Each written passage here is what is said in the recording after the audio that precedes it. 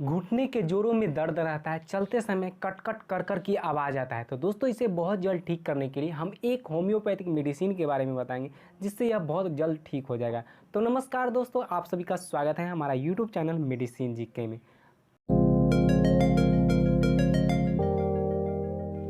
घुटने के जोड़ों में दर्द रहता है, ऐंठन की तरह दर्द रहता है, चलते समय कट कट कर कर की आवाज़ आता है। तो दोस्तों इस तरह का लक्षण दिखाई दे तो उसमें आप एंगस्टूरा वीरा 200 दवा का उपयोग कीजिएगा। एंगस्टूरा वीरा 200 दवा को दो दो बूंद सुबह शाम पीने के लिए दीजिएगा, बहुत जल्द ठीक हो जाएगा। दोस्तों यह लक्षण एंगस्टूरा वीरा दवा का ही लक्षण है, जिसमें चलते समय कट कट कट कर की आवाज़ आती है। घुटने जोड़ों में से कट कट कट कर की आवाज़ आ रही है, यह लक्षण एंगस्टूरा वीरा दवा का लक्षण है। तो इस तरह का लक्षण दिखाई दे तो उसमें आप एंगस्टूरा वीरा 200 दवा को दो दो बूंद सुबह शाम पीने के लिए दीजिएगा, बहुत जल्द ही ठीक हो जाएगा।